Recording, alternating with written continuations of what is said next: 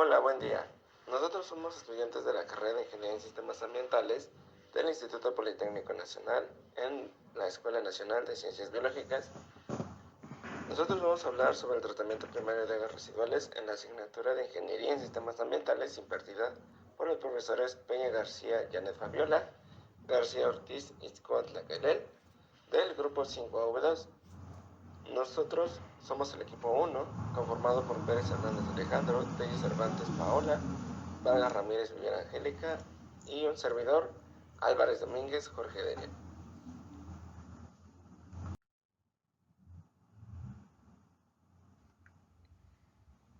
Comenzaremos por la eliminación de materia flotante, en la cual se elimina todo aquel material que está suspendido en el agua y que se encuentra dentro del influente, que es la corriente de agua que va a entrar al proceso.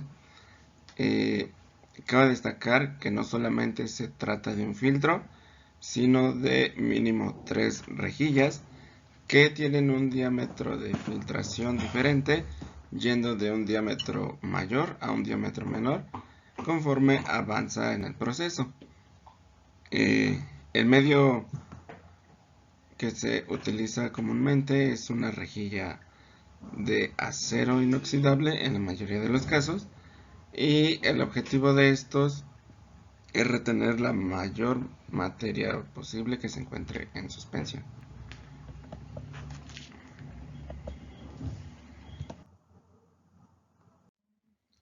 La siguiente fase del tratamiento primario del agua es el desarenado. Para este proceso, el influente, una vez que es filtrado, es decir, pasado por el área de cribas o de filtros anteriores, se pasa por una cámara de sedimentación, que es esencialmente un tanque de grandes dimensiones, lo cual disminuye la velocidad de flujo del agua, y se deja que las partículas de arena o polvo que se encuentran en el agua se asienten por efecto de la gravedad. Estas partículas posteriormente son arrastradas y secadas para poder disponer de ellas dependiendo del uso que se les pueda dar. Es decir, en algunos casos se utilizan como relleno para áreas de construcción, e inclusive en otros casos se utilizan como materiales precisamente de construcción o para un tratamiento que se les puede dar para posteriormente utilizarlos en la elaboración de ladrillos, en la elaboración de cemento o de algún otro material. Homogenización y almacenamiento. En determinadas plantas de tratamiento, la composición del agua residual de alimentación varía de forma notable a lo largo del tiempo, o bien se producen descargas puntuales con altas concentraciones de contaminantes. Si estas variaciones son elevadas, es preciso llevar a cabo una homogenización con el fin de que la planta de tratamiento trabaje en las mejores condiciones posibles. Este proceso consiste en eliminar las altas variaciones presentes en el influente de una planta de tratamiento de aguas residuales, de tal forma que la alimentación sea lo más homogénea posible. Básicamente, el proceso de homogenización consiste en un tanque que actúa como pulmón donde tiene lugar la homogenización del agua residual. De acuerdo con lo anterior, la forma de trabajo del tanque de homogenización es siempre estar lleno, de tal forma que el volumen de agua almacenada sirva de amortiguación para las variaciones de contaminantes. Por otro lado, para una correcta homogenización del agua almacenada y el influente, es necesario una agitación constante pero suave. Algunos sistemas básicos de agitación son la agitación mediante inyección de aire a través de difusores, la cual debe estar entre 0,4 y 0,6 metros cúbicos de aire sobre metro cúbico por hora. La agitación mecánica, donde la potencia debe estar entre 15 a 25 watts sobre metro cúbico de agua.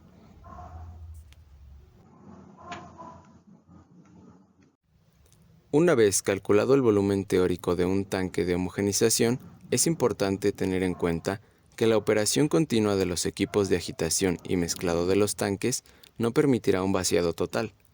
El retorno de sobrenadantes y filtrados exigen un volumen adicional sobre el calculado.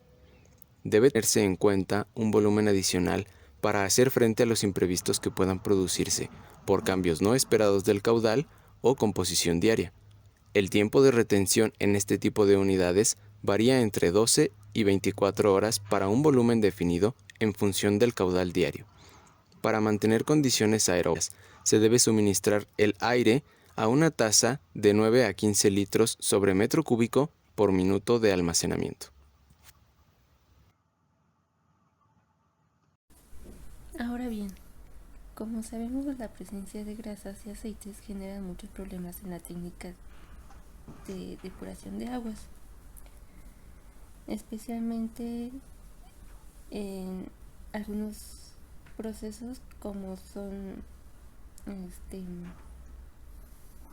en las rejillas finas ocurre una obstrucción, la cual va a aumentar los gastos de conservación. Además de ello, forman capas superficiales que dificultan la sedimentación al atraer hacia la superficie pequeñas partículas de materia orgánica. Otro punto importante es que dificultan la correcta aireación. Y por último, la DQO se incrementa en un 20 y hasta un 30%. Por ello, para el proceso de separación de grasas y aceites se emplea un desengrasador, el cual tiene como objetivo la separación de los aceites y grasas con el fin de evitar que sean arrastrados a las siguientes etapas de tratamiento.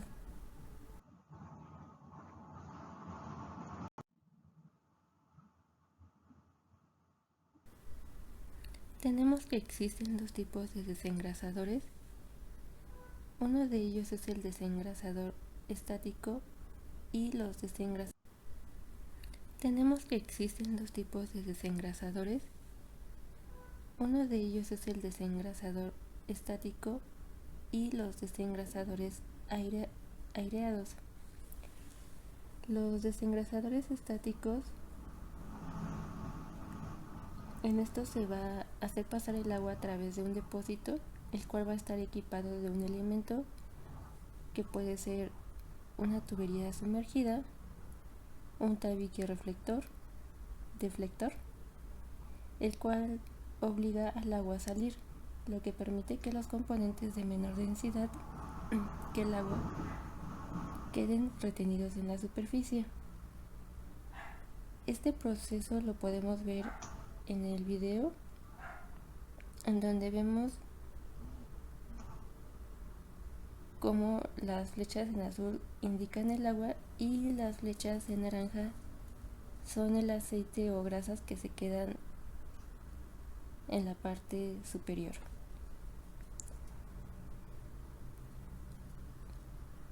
Ahora bien, en los desengrasadores aireados, lo que ocurre es que se inyecta aire por la parte inferior del mismo, esto con el objetivo de desemulsionar las grasas y lograr una mejor flotación de las mismas. Es decir, este proceso podría ser llamado como flotación provocada o acelerada. Los parámetros de diseño fundamentales de los desengrasadores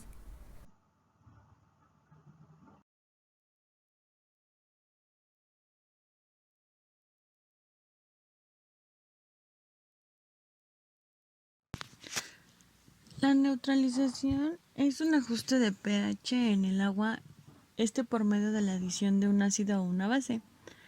Esto dependiendo del objetivo y de otros requerimientos de proceso.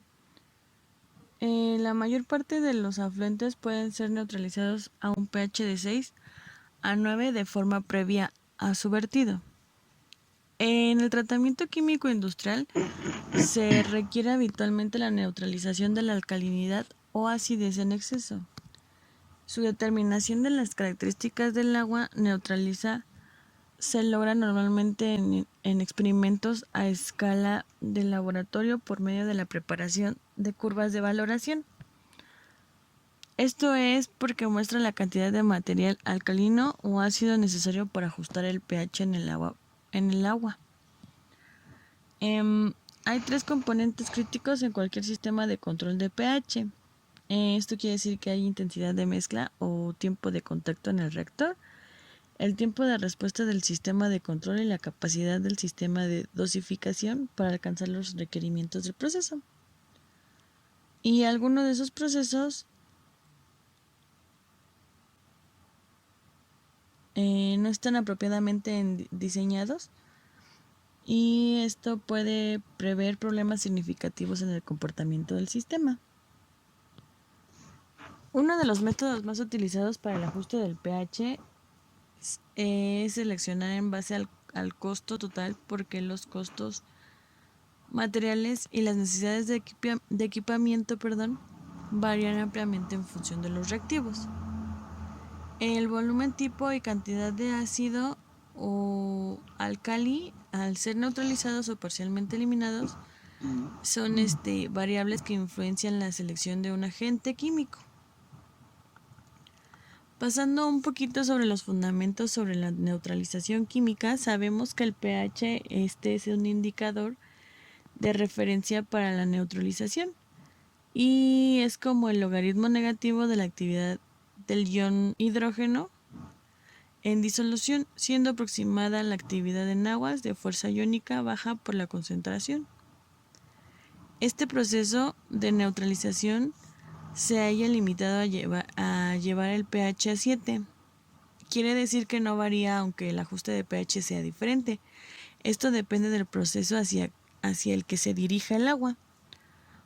Algunos de estos procesos químicos importantes, el pH juega un papel significativo y se requiere normalmente del uso de la neutralización en la absorción de metales, bioabsorción, precipitación química, suavizado del agua, coagulación u oxidación. Otro fundamento importante sobre la neutralización química es la acidez y alcalinidad. La alcalinidad es la capacidad del agua de neutralizar ácidos, mientras que su acidez es la capacidad del agua de neutralizar bases. Quiere decir que la cantidad de ácido o base utilizada en el proceso de neutralización depende mucho de la cantidad respectiva de acidez y alcalinidad. Otro fundamento es la capacidad tampón, más conocido como buffer o tampón. Quiere decir que se resiste al cambio. En la química medioambiental, estos buffers son siempre definidos en el contexto del pH.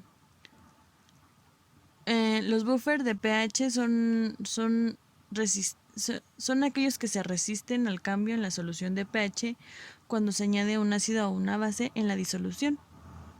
Son muy importantes en procesos de neutralización química, y los buffers se componen normalmente en una mezcla de ácido débil y su sal conjugada, o bases débiles con su ácido conjugado. En aguas naturales y residuales, la capacidad tamponente aumentada debido a la presencia de fosfatos, carbonatos y otros ácidos orgánicos débiles, y su capacidad tamponante del agua o del agua residual, al ser neutralizada, no se tiene en cuenta. La cantidad actual de reactivo neutralizante requerida puede variar ampliamente y causar problemas operacionales. Otro fundamento importante son los reactivos comúnmente empleados. Esto quiere decir que son características de los reactivos químicos más habituales en el proceso de neutralización.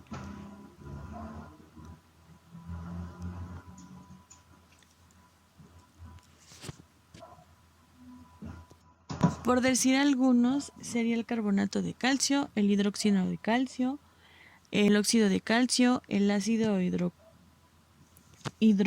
hidroclorhídrico, el carbonato de sodio, el hidróxido de sodio y el ácido sulfúrico. Otra cosa importante es su diseño y operación. Esto quiere decir que el diseño al ingerir debe estar basado en varios factores como parámetros óptimos de proceso, test a escala de laboratorio y finalmente análisis de costes. Otros factores importantes es el criterio de selección de un sistema de neutralización. Estos pueden ser ciertos números de agentes neutralizantes disponibles y sus criterios de selección deben considerar el tipo de agente y disponibilidad, la reactividad, la generación de fangos y eliminación de los mismos, seguridad y facilidad de manipulación y almacenamiento, coste total incluyendo los sistemas de alimentación y de almacenamiento, reacciones cruzadas, incluyendo también sales disueltas, la generación de incrustaciones y desprendimiento de calor, así como el efecto de sobredosis de reactivo. Estos procesos de neutralización, independientemente del tipo de agua residual, comparten una serie de elementos.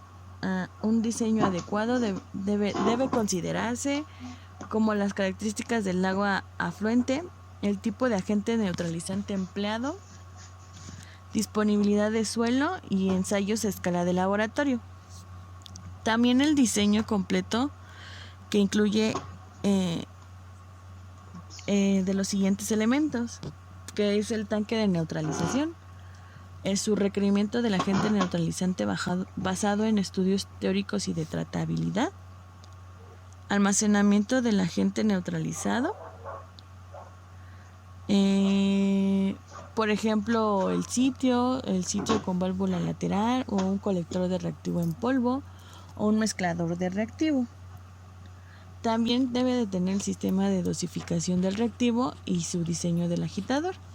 Estos aspectos prácticos como la disponibilidad de agente neutralizante de un proveedor próximo, y esto quiere decir que los costes de transporte reducidos juegan un papel importante en el proceso de diseño. Esto sería todo de nuestra parte. En esta diapositiva se puede encontrar una bibliografía consultada. Muchas gracias por su atención. Hasta luego.